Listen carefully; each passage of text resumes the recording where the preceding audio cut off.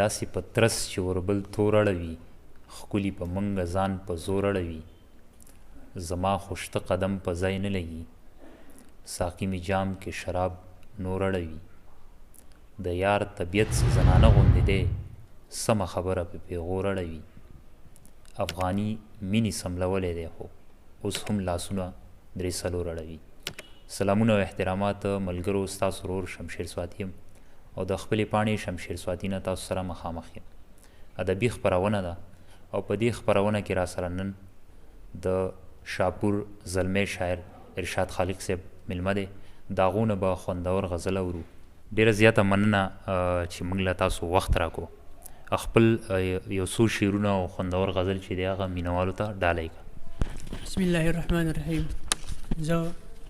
ستاسو شمشیر سواتي ډېرې زیاته مننه کوم ستاسو د پاڼې چې تاسو موږ له راغلی او موږ له مینه راکړه دا یو څو شعرونه تاسو ته او ستاسو کتونکو ته ډالۍ چې ګوتې دې غنې نه کړې سترګې دې سنګینې نه کړې ګوتې دې غنې نه کړې سترګې دې سنګینې نه کړې وخت ته لږ پام کوه زخمونه راله وینې نه کړې او اول ځان وتله د مینې په دعوه ولاړې اول ځان وتله د مینې په دعوه ولاړې زما په غم کې به بیا تورې زلفې سپینې نه کړې او مونږه د ټول عمر له سخت کوشش کولو وروسته مونږه د ټول عمر له سخت کوشش کولو وروسته مونږه د خپل ژوندون یو څو لمحې رنګینې نه کړې دا یو غزل دی شمشیر صاحب چې په هر طرف لار وه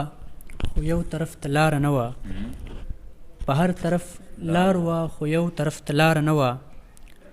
زما په شانې نصیبه به د چا خواره نه وه او ستا د بیلتون زغمل د مرګ نه کم که نه و هم خو ستا د بیلتون زغمل د مرګ نه کم که نه و هم خو بغیر د صبر نه جانانه بله چاره نه وه او په پس منظر انتها د بېوسۍ خوره وه په پس منظر انتها د بېوسۍ خوره وه ښکلا یې هسې رسېدلې تر بازاره نه وه او که د وعدې ټاکلي وخت باندې راغلی وی نو که د وعدې ټاکلي وخت باندې راغلی وی نو کاوا کې ورځ خو به مې تلې بې روزګاره نه وه او خلکو به هسې وخت تیری د وخت سره کولو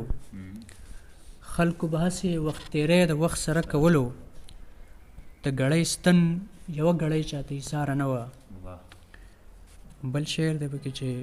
که دې په سر د زورورو د زور ویره نه وی که دې په سر د زورورو د زور ویره نه وی هیڅ فاصله د خاموشۍ او تر اظهاره نه وه